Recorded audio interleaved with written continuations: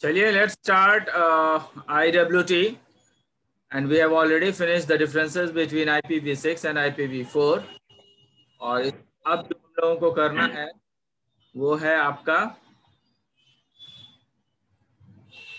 Ethernet, है ना। अब हम लोग इथरनेट करने वाले हैं। काफी कुछ हम लोगों ने किया हुआ है, होपफुली आप लोगों का भी मेरे साथ साथ सब कंप्लीट हो रहा है ना। तो अब लोग जो है अब हम लोग उसको आगे मूव करेंगे और ये देखेंगे कि किस तरीके से इथरनेट जो है it is being helpful in all the ways. Now I'll be sharing you the screen.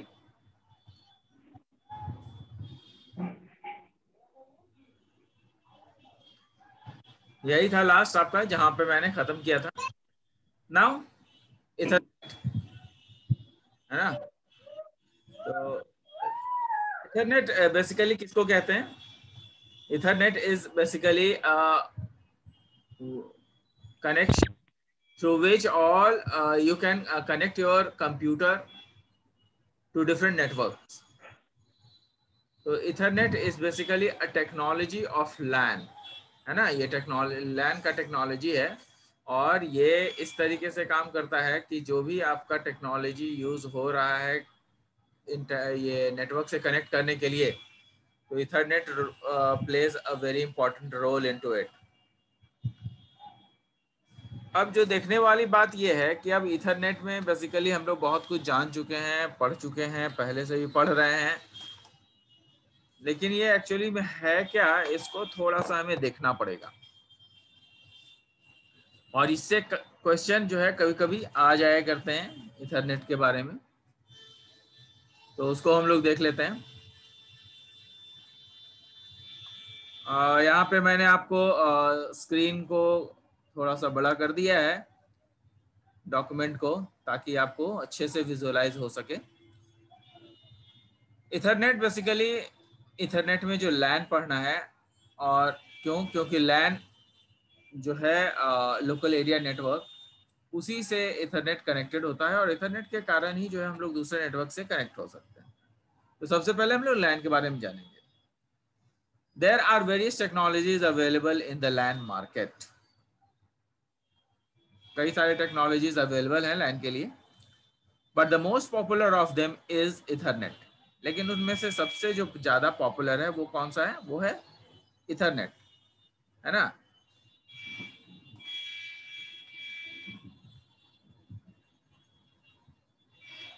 But the most popular of them is Ethernet. Ethernet is an inexpensive network. ये बहुत ज़्यादा एक्सपेंसिव नहीं है। Ethernet is an inexpensive network based on the bus topology. Bus topology क्यों? क्योंकि bus topology जो है सबसे ज़्यादा कन्वीनियंट है LAN के लिए। Ethernet was invented in 1973 by Bob Metcalfe. It was a way to ignore the limitations of earlier network. ये एक ऐसा तरीका था जिसके थ्रू जो है बाकी के जितने भी नेटवर्क के जो लिमिटेशंस थे उसको सब कुछ उसको जो है बिल्कुल से ये कवर अप कर गया। मतलब कि सारा चीज इसमें खामियां जितनी भी थी बाकी के नेटवर्क में उस वो लैन नेटवर्क से या इथरनेट से दूर हो गए। Ethernet is based on IEEE standard, that is 802.3। ये याद रखना पड़ेगा, कई बार आपसे क्वेश्चन पूछा जाता है। Ethernet is based on IEEE standard 802.3, 804.3, 8011.3 ऐसे करके आएगा क्वेश्चन। तो आपको याद रखना है कि 802.3 का ही है। And it provided ways to manage crazy situations. इसमें जो है ये भी बताया गया है कि ये इस तरीके से जो है यूज होता है जिसमें कि आपका जो कनेक्शंस है वो कई सारे अजीब अजीब से सिचुएशंस के लिए भी लैन बहुत कारगर होता है, कहीं दिक्कतें इसमें नहीं होती हैं।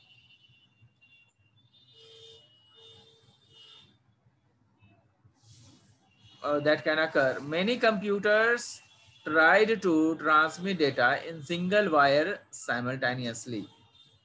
कई बार क्या होता है कि जो आपका कंप्यूटर है वो डेटा ट्रांसमिट करता है एक ही सिंगल वायर से, और वो कई सारे को डेटा भी ट्रांसफर कर सकता है एक ही साथ।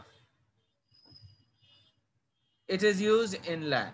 तो ये किस में पॉसिबल है? ये लैन में पॉसिबल है। Ethernet is used on physical layer and data link layer of OSI model. Ethernet का मेन जो यूज है वो फिजिकल लेयर और डेटा लिंक लेयर में ही आपका OSI मॉडल के जो डेटा लिंक लेयर है और जो फिजिकल लेयर है उसमें यूज हो जाता है। अब basic Ethernet communication is shown below. अब बेसिक इथरनेट कम्युनिकेशन जो है वो नीचे आपको दिखाया गया है। यहाँ पे एक लैन केबल है जो कि आप देख रहे हैं कि एक बस टोपोलॉजी की तरह दिख रहा है, और यहाँ पर काफ़ी सारे कंप्यूटर्स कनेक्टेड हैं, दोनों तरफ टर्मिनेशन होता है और ये बस टोपोलॉजी ही है। लिमिटेशंस हैं इसके। लिमिटेशंस इथरनेट के हैं। इथरनेट के लिमिटेशंस क्या हैं? Limitation of Ethernet depends upon the size of our network and shared cables. Limitations of Ethernet किस पे डिपेंड करता है? वो डिपेंड करता है कि कितना बड़ा हमारा नेटवर्क है। अगर नेटवर्क हमारा बड़ा है तो कितना बड़ा है, और अगर बड़ा नहीं है तो कितना छोटा है, और कितने सारे कंप्यूटर उसमें एडेड है, कितनों को केबल शेयर किया गया है, तो ये डिपेंड करता है। तो अब इसके बाद जो हमें पढ़ना है वो है generation of Ethernet. If you want you can please take the screenshots.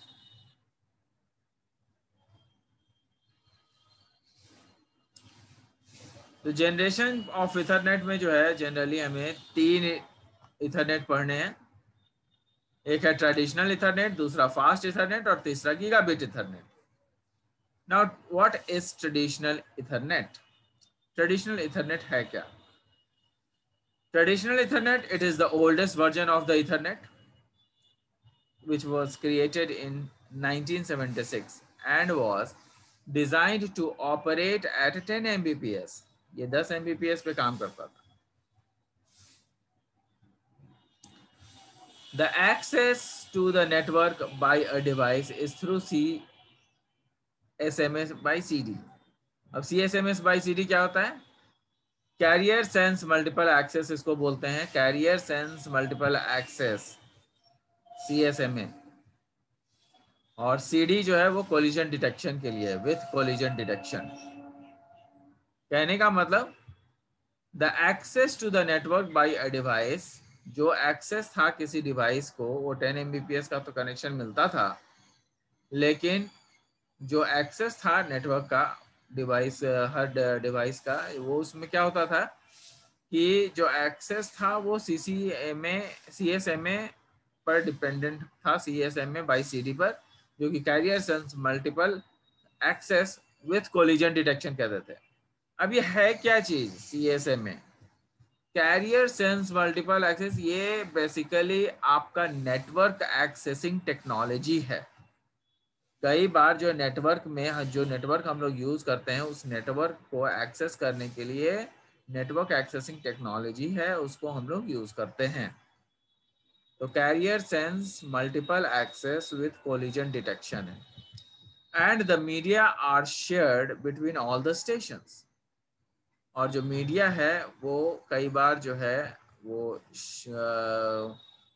कई स्टेशन के साथ शेयर किया जाता है। जैसे आप एग्जांपल में देखते होंगे कि किसी साइबर कैफे में जाइए तो 10-20 कंप्यूटर रहते हैं, और सारे के सारे कंप्यूटर एक ही प्रिंटर से जुड़े होते हैं। तो ये जो प्रिंटर से जुड़े होते हैं, वो प्रिंटर से क्यों जुड़े होते हैं? एक ही प्रिंटर से, वो CSMA बाय CD के कारण जुड़े होते हैं। CSMA CD is a MAC. अब ये CSMA CD है क्या? ये मैक मेथड है, मैक एड्रेस का जो मेथड है जिसको कि मीडिया एक्सेस कंट्रोल कहते हैं, और मैक मेथड है which is used notably in early ethernet technology for LAN. ये बेसिकली यूज किया जाता है लैन टेक्नोलॉजी के लिए, और लैन टेक्नोलॉजी के लिए जब यूज किया जाता है तो ये जो है आज नहीं यूज किया जाता था, ये काफी दिन पहले यूज किया जाता था इथरनेट टेक्नोलॉजी के लिए। MAC layer governs the operation of the access method CSMA-CD। जो MAC layer है वो क्या होता था, MAC layer that used to govern the operation of the access method। Operation of the access method कहने का मतलब ये है कि जो आपका जितना भी डेटा है, मतलब कहने का मतलब कि जो भी आपका ऑपरेशन एक्सेसिबल ऑपरेशन है उसको ये गवर्न करता है, मतलब उस सबको कंट्रोल करता है, सबको गवर्न करता है, सबको, यही जो है इसी के कारण नेटवर्क पॉसिबल है, नेटवर्क कनेक्शन पॉसिबल है, और इसी में के कारण जो है हम लोग डेटा को सेंड और रिसीव कर सकते हैं। It receives the data from upper layer, जितने भी अपर लेयर हैं वहां से डेटा रिसीव करता है, उसको फ्रेम करता है, और उसके बाद उसको पास करता है डिफरेंट सब लेयर को, and passes it to the sub layer for encoding। इसको एनकोडिंग करने के लिए बाकी डिफरेंट लेयर्स को ये भेज दिया जाता है। ये बेसिकली आधारित होता है 802.2 पर। अब 802.2 क्या है सो देखिएगा, ये आपका जो दिख रहा है यही आपका जो है मैक के लिए है, यहाँ पे दिख रहा होगा। तो इसमें प्रियम्बल होता है 7 बाइट का, SFD है, डेस्टिनेशन एड्रेस है, सोर्स एड्रेस है, लेंथ है, और डेटा एंड पैडिंग है, CRC है। तो सब का यहाँ पे बिट भी लिखा हुआ है, 7 बाइट का है, 1 बाइट का है, 6 बाइट का है, 6 बाइट का है, सबका बाइट लिखा हुआ है ना। तो ये जो है ये बेसिकली जो आप देख रहे हैं इसको थोड़ा सा एक बार, ऐसे आता नहीं है लेकिन इसको ध्यान में रखना चाहिए, क्वेश्चन अगर आ जाए तो छूटे ना।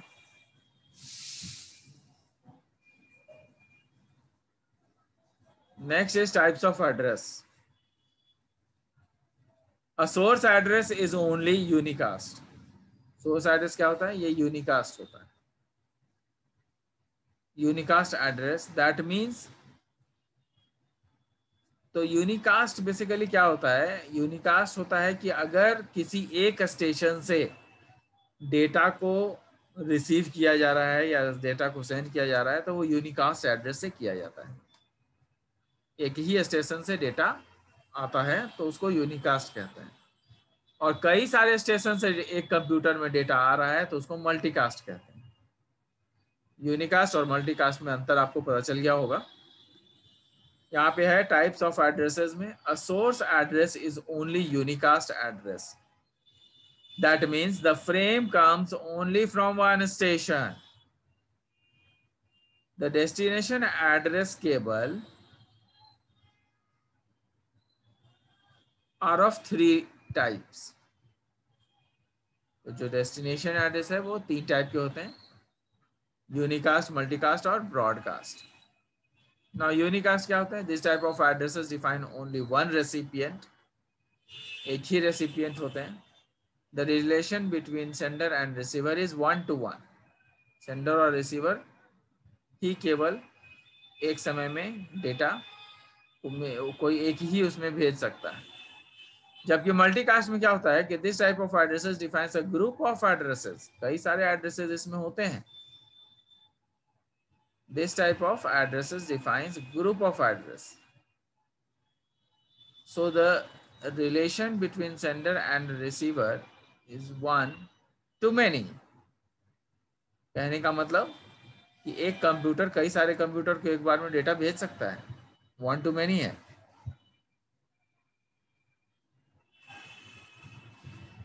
Next is broadcast address. This type of address is a special case of multicast address. ये multicast का ही example है broadcast.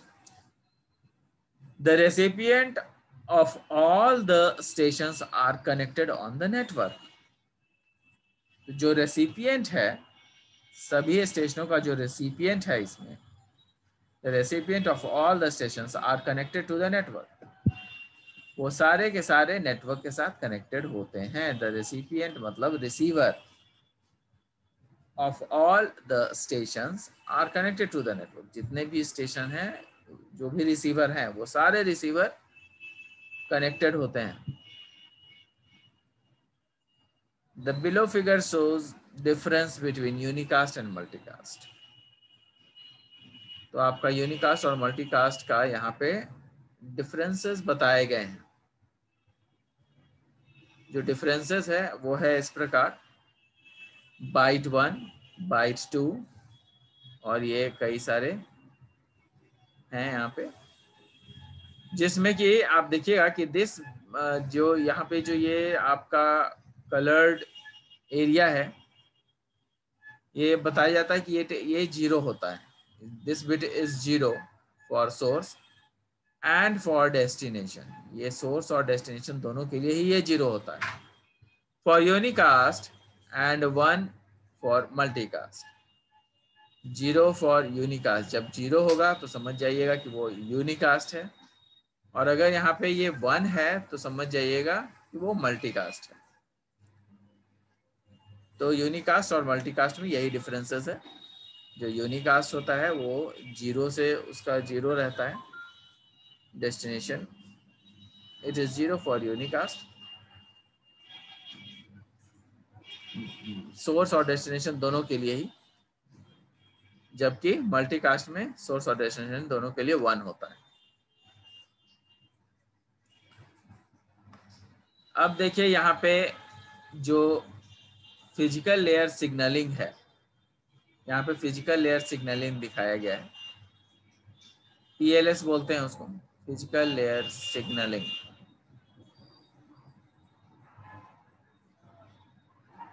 फिजिकल लेयर सिग्नलिंग जो है पीएलएस, ये जुड़ा हुआ है अटैचमेंट यूनिट इंटरफेस से, एयूआई बोलते हैं. और medium attached input, MAU, medium attached input, मतलब PLS is connected to AUI, attachment unit interface, and AUI is connected to medium attachment unit, MAU, जो कि क्या है, मीडियम डिपेंडेंट है. मीडियम डिपेंडेंट इंटरफेस से कनेक्टेड है ये MDI से, जिसको बोलते हैं मीडियम डिपेंडेंट इंटरफेस बोलते हैं. और वो सारे ट्रांसमिशन मीडिया से कनेक्टेड होते हैं, और ये ट्रांसमिशन मीडिया आप लोग पढ़ चुके हैं. तो ये फिजिकल लेयर जो है, ट्रेडिशनल इथरनेट का जो फिजिकल लेयर है वो आपका यहाँ पे दर्शाया जा रहा है. ये फिजिकल लेयर जो है वो कैसे ट्रेडिशनल इथरनेट को हेल्प करता है. इंपॉर्टेंट डायग्राम है, पूछा जा सकता है, बनाना पड़ेगा.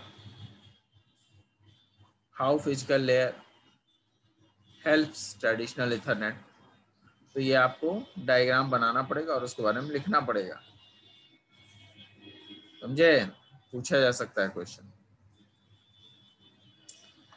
Next is fast Ethernet. Fast Ethernet क्या है, हम लोगों ने पहले पढ़ा था क्या, अभी अभी हम लोगों ने पढ़ा था. यहाँ पे ट्रेडिशनल इथरनेट है, वो हो गया. Next is fast Ethernet. अब लोग फास्ट इथरनेट करने जा रहे हैं. फास्ट इथरनेट क्या है, it is an improved version of Ethernet. Ethernet का ही इम्प्रूव्ड वर्जन है, which is called fast Ethernet. और ये फास्ट इथरनेट इसलिए कहलाता है क्योंकि जो प्रोटोकॉल है उसको थोड़ा सा रिफाइन किया गया है, और उसमें जो डेटा सेंड किया जाता है वो 100 Mbps तक अब सेंड किया जाता है. पहले 10 Mbps तक हुआ करता था, now it is able to send 100 Mbps. The protocol of fast Ethernet is designed to work up to 100 Mbps, where traditional Ethernet used to operate only up to 10 Mbps.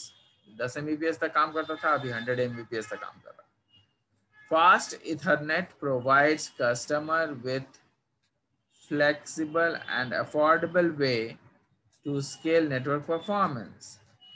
जो आपका फास्ट इथरनेट है वो provide करता है customer को with flexible and affordable वे, मतलब बहुत ज़्यादा दिक्कत नहीं होती है, सस्ता ही है, बहुत ज़्यादा महंगा नहीं है फास्ट इथरनेट, लेकिन आपका कनेक्शन बहुत फास्ट हो जाता है इसमें, इसीलिए इसका प्रयोग हम लोग ज़्यादा करते हैं। तो अब आप लोग जितने भी लैन कार्ड में देखिएगा, लैन कार्ड बेसिकली NIC कार्ड को बोलते हैं, नेटवर्क इंटरफेस कार्ड, तो वो जनरली अब जो आता है वो 10 to 100 Mbps का आता है ना। Fast Ethernet provides customer with flexible and affordable way to scale network performance, network के परफॉर्मेंस को देखना पड़ता है, and interpret with a wide range of other network. अब ये क्या करता क्या है कि ये जो है कई सारे नेटवर्किंग रेंज को अब ये संभाल सकता है, क्योंकि 100 Mbps है तो कई सारा चीज़ को वो देख सकता है। It is unique tool for an enterprise company, ये बहुत ही यूनिक टूल है किसी भी एंटरप्राइज कंपनी के लिए, to assign through but performance of an existing LAN, ये जो है कई सारे एग्जिस्टिंग लैन के साथ असाइन हो जाता है। These lands should be cost effective, obviously ये सब सारे लैन जो है कॉस्ट इफेक्टिव होते हैं, बहुत ज़्यादा पैसे वैसे खर्च इसमें नहीं होते हैं, एंड हाई स्पीड कनेक्टिविटी, इसमें हाई स्पीड कनेक्टिविटी दिया जाता है, जो कि एक ऑप्शन देता है to link network groups and servers. वो क्या करता है, डिफरेंट नेटवर्क लेयर्स को कनेक्ट करता है, डिफरेंट लेयर, और उसके बाद फिर ये जो कनेक्टिविटी है वो कनेक्टिविटी जो है वो क्यों पॉसिबल है, क्योंकि ये फास्ट कनेक्शन है, इसीलिए। तो यहाँ पे लिखा गया the LAN should be cost effective and high speed connectivity option for linking. High speed connectivity दी जाती है किसके लिए, वर्क ग्रुप्स और सर्वर, जितने भी स्टेशंस वगैरह हैं वो सब इसमें कनेक्ट होते हैं, और जो कनेक्शंस हैं वो सारे के सारे कनेक्शंस जो है वो यहाँ पे दिए जाते हैं किसमें, ताकि एक दूसरे कंप्यूटर को हम लोग ऐड कर सकें, एक कंप्यूटर को दूसरे कंप्यूटर से ऐड कर सकें। The speed of fast Ethernet is 100 Mbps, ये हम लोग पढ़ चुके हैं, which is 10 times better than the traditional internet, तो 10 गुना अच्छा होता है जो पहले का इथरनेट है उसके मुकाबले। अब यहाँ पर जो चीज़ें हैं वो यहाँ पे देखने वाली बात है कि ये 10 गुना फास्टर है, तो ऑब्वियसली ज़्यादा कंप्यूटर को ये कनेक्ट कर पाएगा। फास्ट इथरनेट जो है that is implemented by 3 ways, 3 तरीके से इसको इम्प्लीमेंट कर सकते हैं। One is 100 base TX, 100 base FX और 100 बेस T4, ठीक है, ये 3 तरीके हैं। अब ये 100 बेस TX क्या है, 100 बेस TFX क्या है और 100 बेस T4 क्या है, इसको हम लोग क्या करेंगे कि इसको हम लोग अब नेक्स्ट क्लास में करेंगे। फास्ट इथरनेट आप समझ गए, आप ट्रेडिशनल इथरनेट समझ गए, कितने तरह के इथरनेट होते हैं वो समझ गए, जैसे यूनिकास्ट, मल्टीकास्ट, ब्रॉडकास्ट, और इथरनेट का मेन जो डेफिनेशंस है वो समझ गए। Please take the screenshots so that you can write your own notes, आपको कहीं दिक्कत ना हो, बाद में तो मैं नोट्स भेजूंगा ही, इसको आप लोग देख लीजिए और इसको आप लोग कर लीजिएगा और स्क्रीनशॉट, ताकि आप लोगों को नोट्स लिखने में प्रॉब्लम ना हो। तो हम लोग बेस 100 बेस TX और 100 बेस FX और 100 बेस T4 से नेक्स्ट क्लास में शुरुआत करेंगे।